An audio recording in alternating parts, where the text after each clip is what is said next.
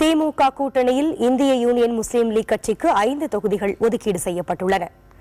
திமுக தலைவர் கருணாநிதியின் கோபாலபுரம் இல்லத்தில் நடந்த இந்த சந்திப்பின் போது இந்திய யூனியன் முஸ்லீம் லீக் கட்சியின் தலைவர் காதர் மொய்தீன் தொகுதி பங்கீடு குறித்து பேச்சுவார்த்தை நடத்தினார்.